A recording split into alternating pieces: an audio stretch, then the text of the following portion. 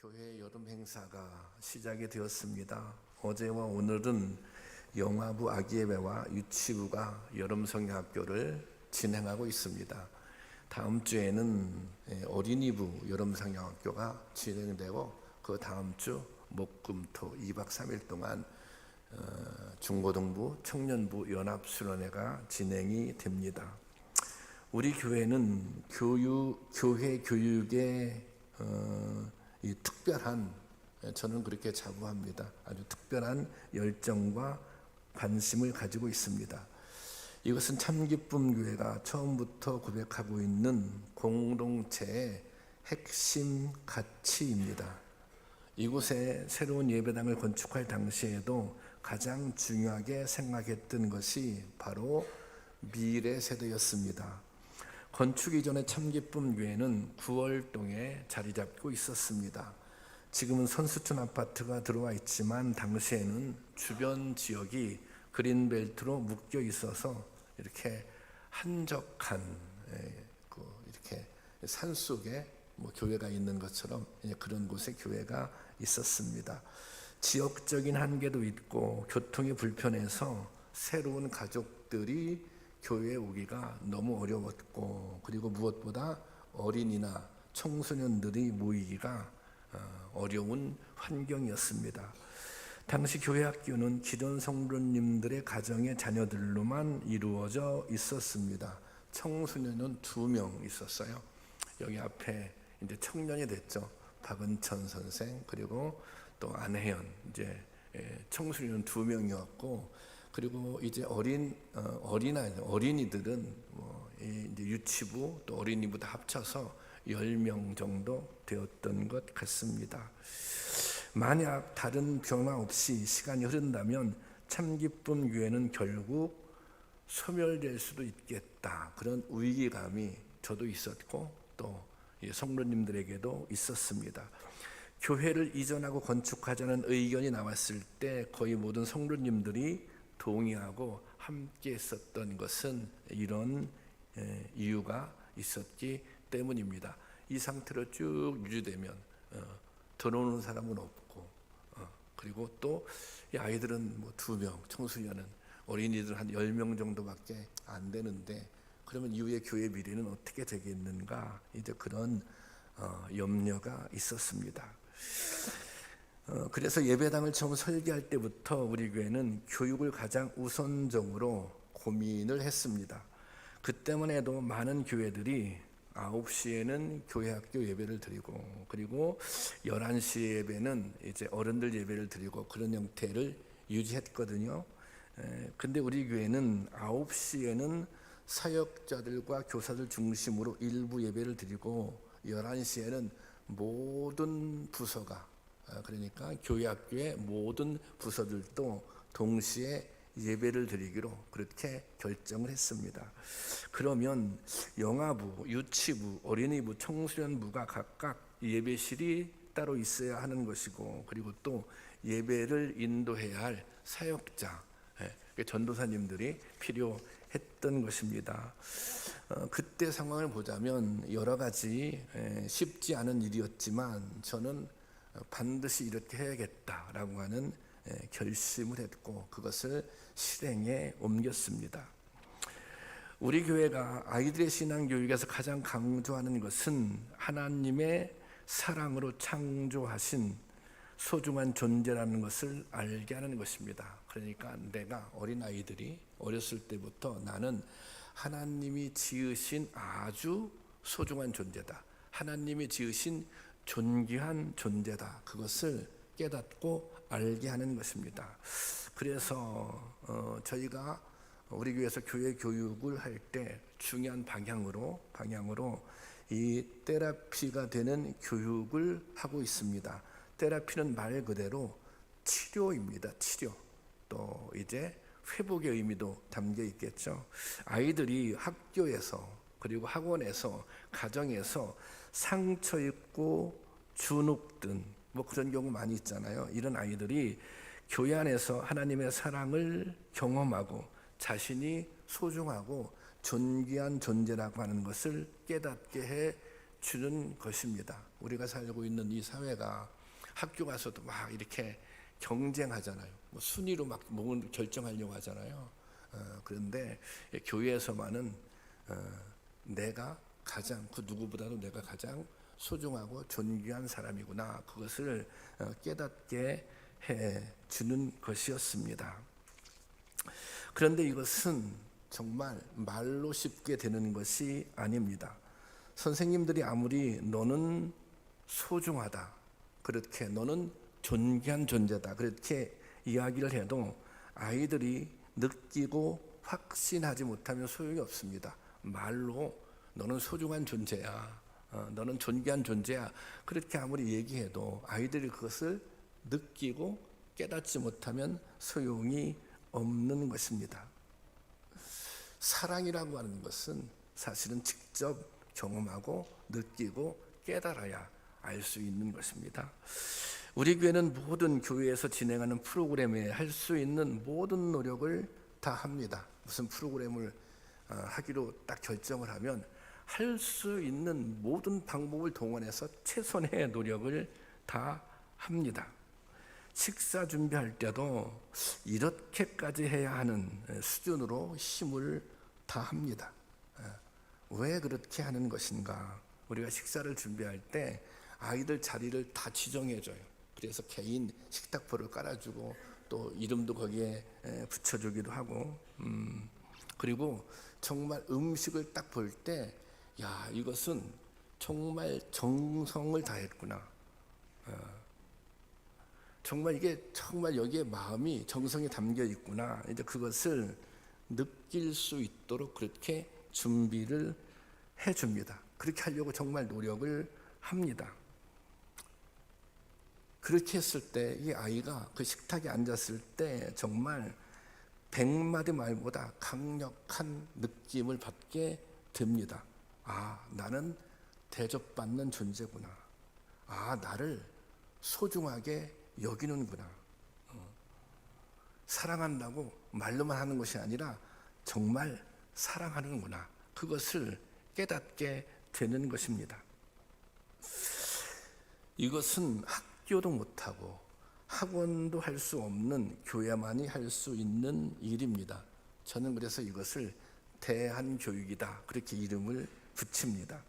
우리 교회가 하고자 하는 것은 진정한 사랑을 보여주고, 예수 그리스도의 진정한 사랑을 보여주고 알려주는 대한교육입니다. 우리가 지향하는 교회 교육은 그런 교육입니다. 일찍이 예수님께서 행하시고 보여주셨던 것이 바로 이것입니다. 예수님은 직접 만져주시고 손잡아 주시고 격려해 주시고 그리고 일으켜 세워 주셨습니다. 우리도 그렇게 우리의 자녀들, 우리의 미래 세대들을 일으켜 주고자 하는 것입니다. 이것은 교사들만이 아니라 온 성도들이 함께 힘을 모아 할 수 있는 일입니다. 기도할 수 있는 성도님들은 기도하고, 또 시간과 또 노동으로 헌신할 수 있는 성도님들은 그렇게 헌신하고, 그리고 물질로 후원할 수 있는 성도들은 후원하며 다 같이 힘을 모으는 것입니다. 총체적으로 온 성도들의 힘을 모아서 사실은 교회 교육을 이루고 가야 하는 것입니다. 그래야 교회의 미래가 있는 것입니다. 그런 모든 것들이 다 짧은 기간에 총체적으로 모여서 나타나는 것, 그것을 실행에 옮기는 그 순간이 사실은 성경학교 기간입니다. 이러한 온 교회 협력과 노력 속에서 다음 세대들이 예수 그리스도의 사랑을 경험하고 교회를 새롭게 경험하며 믿음의 싹을 틔우는 것입니다. 이것은 하나님의 역사 속에서 미래를 준비하고 희망의 통로를 여는 일입니다. 여러분들도 이 일을 위해 더욱 힘을 모으고 기도해 주시기를 바랍니다. 올해 여름 성경학교 주제는 믿음으로입니다. 우리는 흔히 그리스도인들을 믿는 사람들이라고 얘기합니다. 하나님을 믿는 사람들. 그 세상 믿지 않는 사람들은 그래. 저 사람들은 믿지 않는 사람들 그렇게 말합니다. 믿는가? 믿지 않는가? 믿음이 있는가? 믿음이 없는가? 그러니까 믿음이 그리스도인과 세상 사람들을 구별하게 되는 기준이 되는 것입니다. 다른 말로 하자면 믿음이라고 하는 것은 신앙을 가지고 있는 성도의 정체성이 되는 것입니다. 교회가 가장 중요한 목표는 이런 믿음의 정체성을 지닌 그리스도인으로 양육하는 것입니다. 믿음의 정체성을 가지고 있는 그리스도인으로 양육하는 것, 자라게 하는 것, 성숙시키는 것, 그것이 교회의 중요한 목표입니다. 우리 교회 학교의 모든 아이들이 이런 믿음의 정체성을 지닌 그리스도인으로 성장할 수 있기를 바랍니다. 제가 이게 가지고 있는 가장 큰 목회의 꿈, 목회의 비전 중에 하나입니다.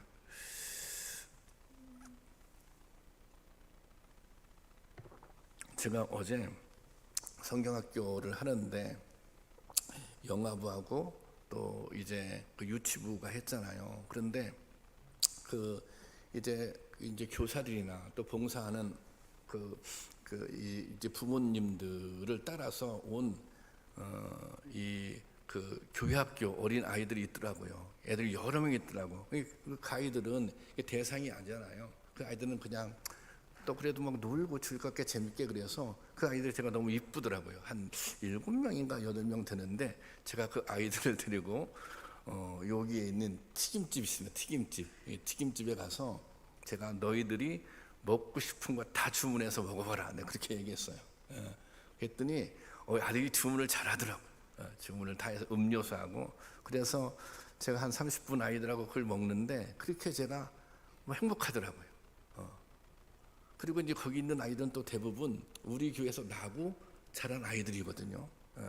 7명 중에 5명이 그렇더라고. 8명 같나? 근데 그러니까 이 아이들이 여기서 이렇게 나고 이렇게 자라나고 있는 거 아닙니까?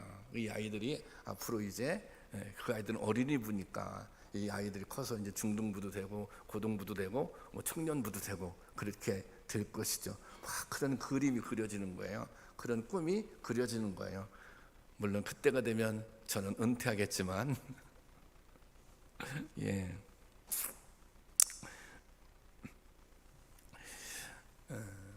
우리가 그런 꿈을 가지고 사실은 이제 교회를 세워가는 것입니다. 오늘 본문이 시브리서 11장 6절 말씀은 이번 여름성경학교의 주제 성구입니다. 시브리서 11장 6절 말씀 볼까요? 다 같이 보겠습니다. 시작. 믿음이 없이는 하나님을 기쁘시게 하지 못하나니 하나님께 나아가는 자는 반드시 그가 계신 것과 또한 그가 자기를 찾는 자들에게 상 주시는 이심을 믿어야 할지니라. 이 말씀은 믿음의 내용에 대한 정의입니다. 믿음이란 무엇인가? 믿음은 무엇을 믿는 것인가? 거기에 대해서 아주 명확하게 그 답을 제시하고 있습니다. 믿음은 무엇입니까? 여기 보면 믿음은 하나님이 계신 것을 믿는 것입니다. 첫째, 하나님이 계신 것을 믿는 것. 그 다음에 하나님께서 당신을 찾는 자들에게 상을 주시는 분임을 믿는 것입니다. 하나님을 믿고 하나님께 나온 자들에게 상을 주시는 분임을 믿는 것, 그것이 믿음이라고 여기서는 정의하고 있습니다. 신앙의 시작은 하나님의 계심을 믿는 데서부터 출발하는 것입니다. 여러분들은 하나님의 계심을 믿으십니까? 예. 물론 하나님의 계심을 믿기에 이 예배 자리에 나왔을 것입니다. 그런데 가만히 생각해 보면 교회를 다닌다고 또 예배 자리에 있다고 다 하나님을 믿는 믿음을 가지고 있다고 말할 수는 없는 것 같습니다. 우리가 교회에 나오기 때문에 예배를 드리기 때문에 그렇기 때문에 다 믿음이 있다 이렇게 말할 수 없는 부분이 있다는 것입니다. 이 하나님의 살아계심을 믿는 사람들에게 나타나는 아주 중요한 두 가지 특징이 있습니다. 그 특징 첫째가 뭐냐면 하나님을 경외하는 것입니다. 그러니까 사실 우리가 교회에 다녀요, 하나님을 믿어요. 그런데 그렇다고 다 믿음이 있는가? 그 기준이 어디에 있는가? 교회에 다니는데 하나님은 경외하지 않는 거예요. 예배는 드리지만 하나님을 경외하는 마음이 없는 거예요. 그러면 그것을 믿음이 있다라고 말할 수 없는 것입니다. 하나님은 천지를 창조하신 분이며 전능하고 전지하신 분입니다. 또 모든 것을 할 수 있으며 모든 것을 알고 계시는 분입니다. 우리의 삶과 죽음이, 우리의 생명을 주관하신 분이 하나님이시기도 합니다.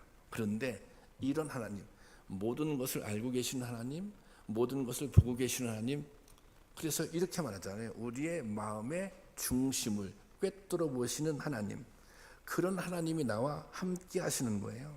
그런 하나님이 내 곁에서 나를 지켜보시며 내 삶을 다스리고 계신 거예요. 이런 믿음이 정말 있으면 뭐예요?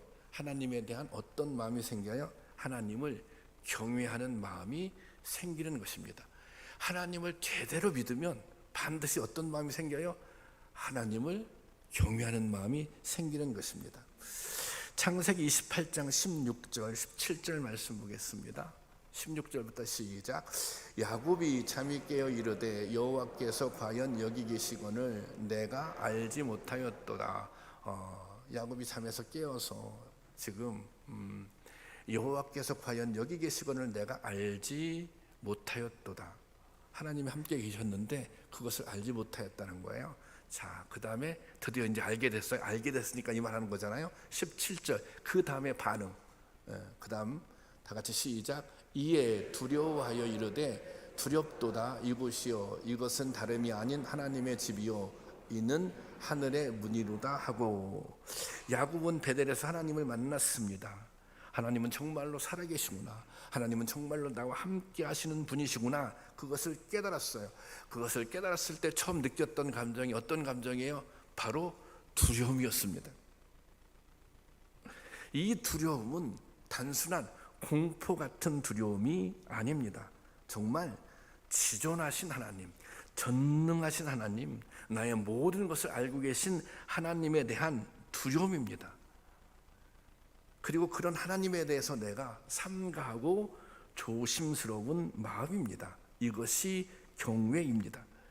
하나님이 실제로 살아계셔서 나를 불꽃 같은 눈으로 지켜보신다, 나의 삶에 함께 동행하신다, 이것을 믿는다면 하나님 앞에서 살아가는 것, 신앙은 하나님 앞에서 살아가는 것인데 하나님 앞에서 살아가는 성도들은 당연히 두려움을 느낄 수밖에 없는 것이죠. 그렇지만 또 두려움만 있는 것이 아니라 하나님이 지켜주시니, 하나님이 보호해 주시니 두려움 없이 또한 살아갈 수 있는 것입니다. 여기서 두려운 것은 죄에 대해서 두려운 거죠. 그릇된 길을 행할 때 두려운 것입니다.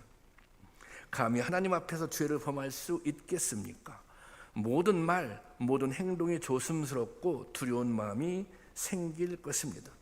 이렇게 삼가고 조심하는 마음이 있어야 성도인 것입니다.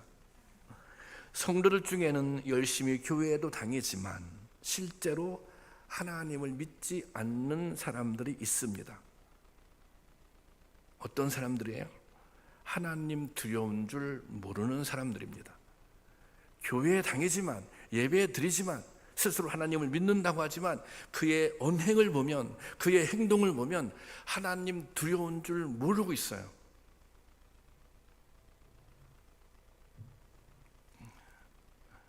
하나님 두려운 줄 모르고 살아간다면 그 사람은 교회 다닌다고 해서 믿음이 있다, 이렇게 말하기 어려운 것입니다.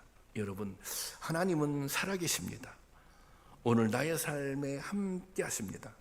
이것을 매 순간 잊지 않고 살아가는 것이 진정한 믿음인 것입니다.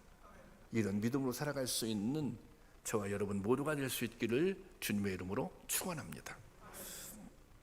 그리고 하나님의 계심을 믿는 사람의 특징 또 한 가지는 하나님을 예배한다는 것입니다. 야곱이 하나님의 함께 하심을 깨달았어요. 그래서 두려움을 느꼈어요. 그 다음에 한 행동이 무엇입니까?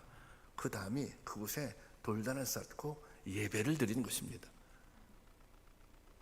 두려움을 느꼈고 그 다음에 하나님을 경외하는 마음, 그 표현을 어떻게 해요? 예배를 통해서 그 마음을 하나님께 표현한 것입니다. 예배는 하나님께 올려드리는 경배인 것입니다. 하나님의 지존하심에 맞게 하나님의 이름을 높여드리는 것이 바로 예배입니다.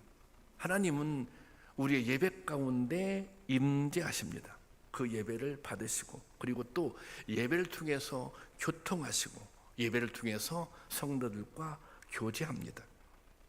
예배를 통해서 하나님의 살아계심을 확인하고 우리가 새 힘을 얻는 것입니다. 그러니 성도들에게 있어서 예배는 너무나도 그 무엇보다도 소중한 것입니다. 하나님은 신령과 진정의 예배를 기뻐하시며 이렇게 예배하는 자를 찾으신다 말씀하셨어요. 요한복음 4장 23절 24절 말씀입니다. 함께 보겠습니다. 시작.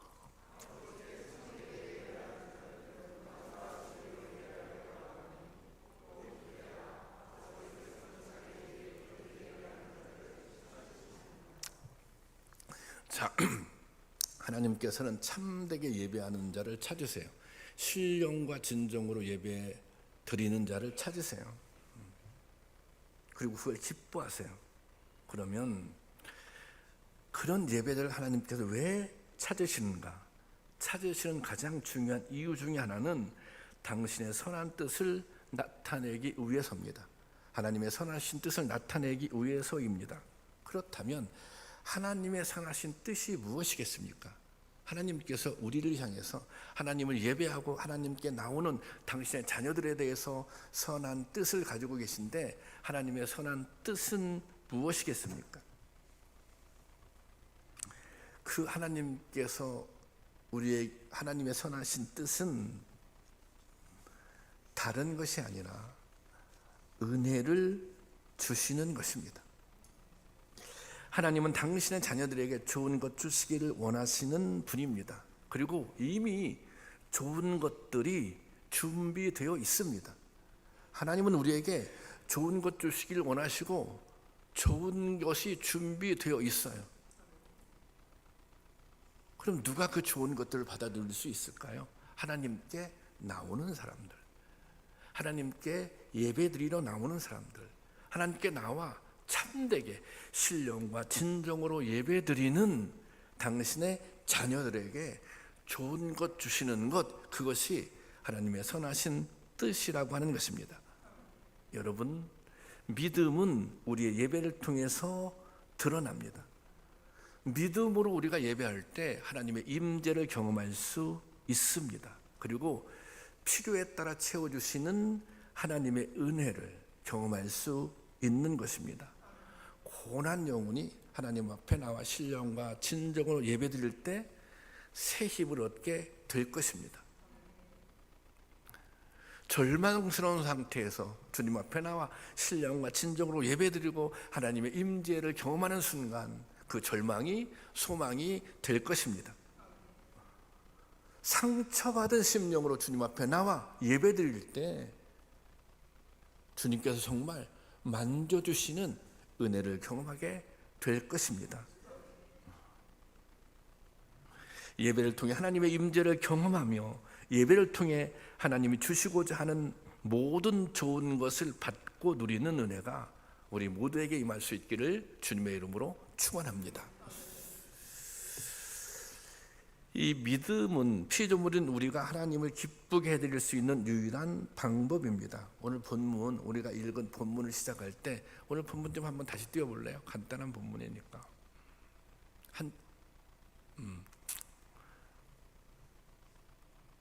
자, 여기 맨 앞에 보면 믿음이 없이는 하나님을 기쁘시게 하지 못하나니 그렇게 시작하잖아요. 믿음이 없이는 하나님을 기쁘시게 할 수 없어요. 이 얘기는 믿음이 하나님을 가장 기쁘시게 하는 것입니다. 그래서 하나님이 베푸시는 모든 은혜의 조건은 딱 한 가지예요. 믿음이에요. 믿음. 우리가 하나님의 은혜를 받고 누리기 위해서 필요한 것 뭐예요? 그게 믿음이에요. 그런데 하나님께서 원하시는 믿음은 막연하고 추상적이지 않습니다. 하나님이 원하시는 믿음은 하나님을 바르게 알고 하나님의 뜻도 이해하고 그 다음에 알고 이해했으면 실천으로 고백하는, 순종으로 고백하는 그 믿음을 하나님께서는 원하십니다. 이런 하나님께 대한 바른 신앙을 가지려면 세 가지, 믿음의 세 가지 요소가 있는데 그 세 가지 요소가 조화를 잘 이루어야 돼요. 믿음은 지적인 요소가 있어요. 지적이라고 하는 것은 아는 거죠. 여기 보면 하나님이 어떤 분인가 알아야 되잖아요. 알아야 돼요. 지식의 영역이에요.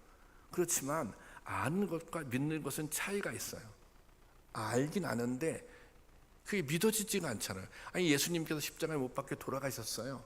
우리가 알아요. 설교 말씀을 들어서 알아요. 아는데 이게 믿어지지가 않아요. 아니, 그 사실이 믿어지면 정말 놀라운 사실이 벌어지는 거예요. 아니야, 예수님께서 나를 위해서 내가 뭐 그리 대단하다고 십자가에 못 박혀 돌아가셨어? 그게 믿어지는 순간 정말 우리 가슴에서 막 불이 일어날 거예요. 성령이 강하게 역사할 거예요.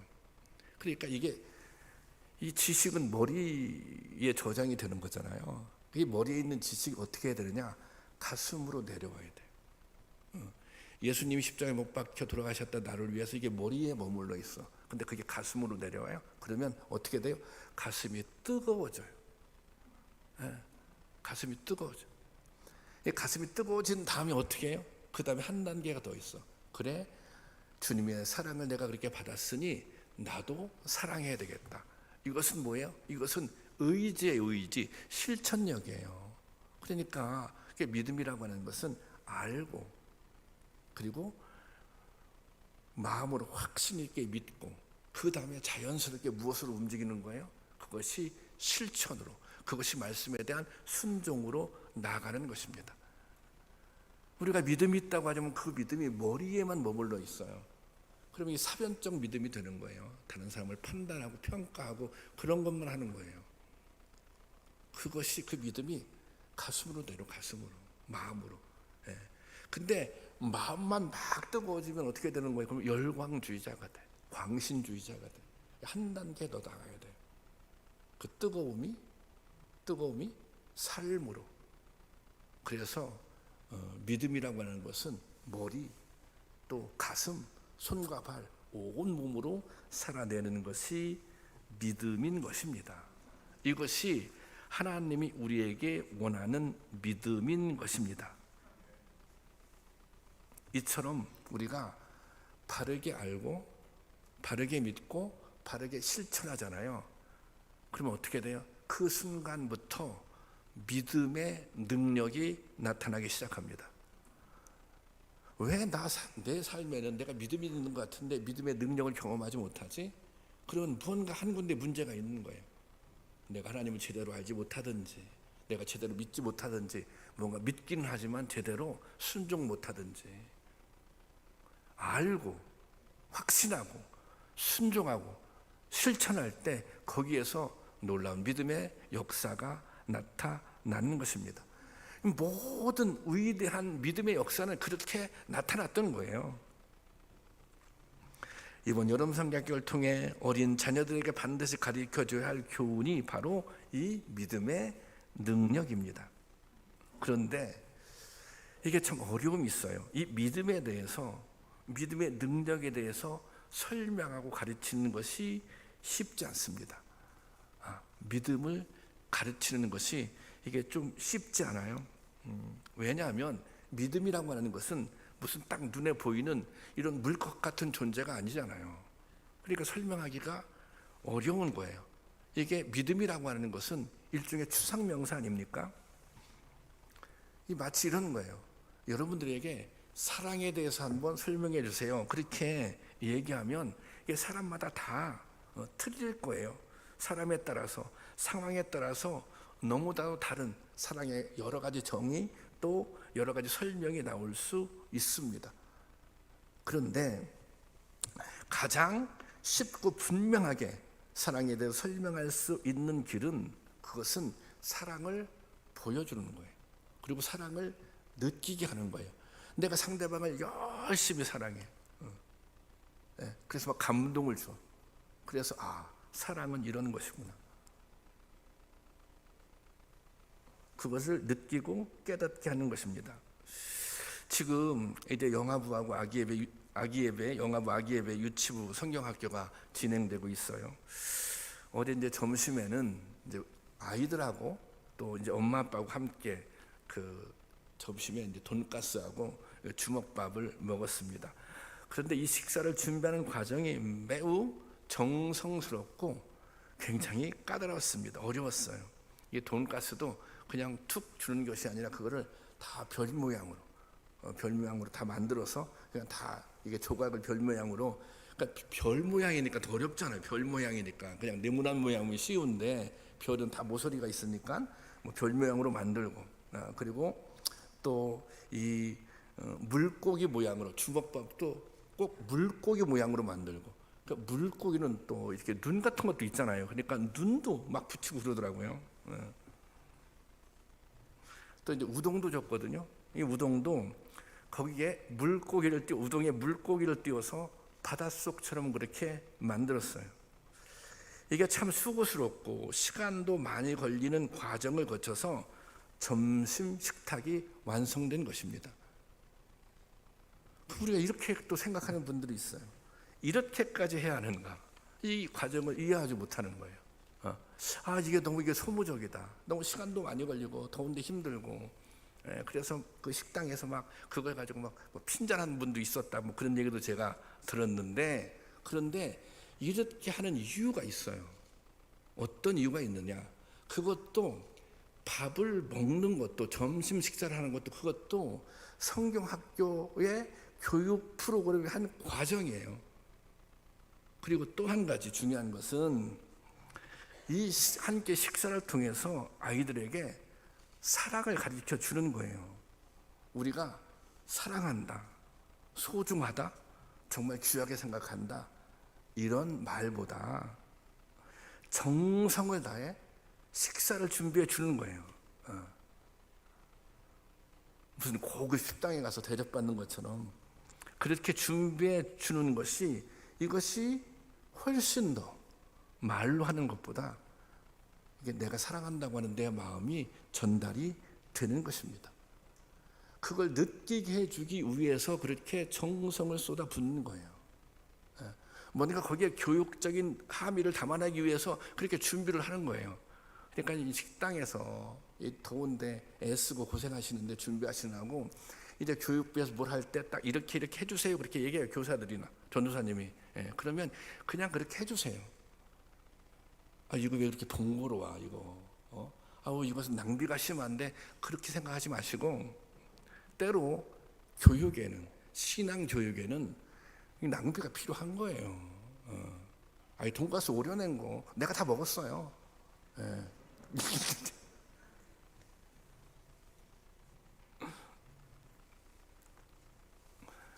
그래서 이게 보여주는 것이 중요하다는 것입니다. 믿음도 그렇습니다. 믿음은 어떤 설명보다 보여주는 게 중요해요. 보여주는 것이. 제가 믿음, 우리가 교육을 하는 데는 두 가지 방법이 있어요. 하나는 뭐냐면, 하나는 이제 가르치는 거죠. 그걸 인지적 학습이라 그래요. 예수님은 사랑이 많고, 뭐 예수님은 우리를 위해 십자가 못 박혀 돌아가셨고, 이건 말로 가르치는 거예요. 근데 이게 모델링 교육이라고, 모델링. 그것은 내가 모범이 되는 것입니다. 사랑은 이런 것이다, 내가 모범을 보여주는 거예요. 섬기는 것은 이런 것이다, 내가 모범을 보여주는 거예요. 신앙교육은 어디에서 힘이 나오느냐? 이 모델링 교육, 역할 모범을 통해서 이 교육의 힘이 나오는 것입니다. 히브리서 11장을 보면 믿음으로 살았던 선진들의 이야기가 쭉 기록되어 있습니다. 그래서 거기 보면 이 믿음이라고 하는 단어가 뭐 수도 없이 많이 나와요. 믿음으로라고 하는 단어도 뭐 20번, 25번씩 그렇게 나오는데, 그것은 뭐냐면 이 믿음의 선진들이 믿음으로 살았어요. 믿음으로 살았더니 이런 결과가 실제로 나타났어요. 믿음으로 살았더니 실제 이런 역사가 나타났어요. 그래서 그분들의 믿음의 선지들의 삶의 결과를 통해서 믿음의 능력이 무엇인지, 이 믿음의 능력이 얼마나 강력한 힘을 가지고 있는지를 보여주고 있는 것입니다. 이 히브리서 11장에 보면 뭐 아벨, 에녹, 노아, 아브라함, 사라, 이삭, 야곱, 요셉, 모세, 라합, 기드온, 바락, 삼손, 옅다, 다윗, 사무엘, 수없는 믿음의 선진들의 이름이 나옵니다. 그들은 믿음의 역사를 이뤘어요. 놀라운, 위대한. 그런데 그 역사는 자기 힘으로 이룬 게 하나도 없어요. 내 이름으로 무엇을 이루었다? 내 이름으로 어떤 역사를 일으켰다, 이게 전부 다 뭐예요? 믿음으로 역사를 이루어 냈다는 것입니다. 여러분, 성경학교를 통해서 아이들은 가나안 땅을 정탐한 여호수아와 갈렙의 이야기, 그리고 또 요단강이 갈라져 바닷속을 마른 땅처럼 걸어갔던 여호수아와 이스라엘 백성들의 이야기, 그리고 믿음으로 여호와 성을 정복한 사건에 대해서 공부하게 됩니다. 1층 로비에 이렇게 바다처럼 그림이 있잖아요. 그것은 이것 때문에 그렇게 만들어 놓은 거예요. 그리고 성경학교 때가 되면 여러 가지 막 장식을 하잖아요. 그 장식은 그냥 재미로 보기 좋으라고 하는 게 아니에요. 거기에 나름대로 다 교육적인 의미, 또 주제를 아이들이 접근할 수 있도록 그렇게 다 만들어 놓은 것입니다. 아이들은 이런 게요. 귀로 듣는 것 중요하죠. 눈으로 보는 것 중요하죠. 그런데 직접 체험하는 것, 직접 느끼는 것, 이런 것들을 강력하게 더 기억하게 되는 것입니다. 그래서 때로는 막 이미지들을 강조하고 있는 거예요. 그런데 정말 중요한 것이 있습니다.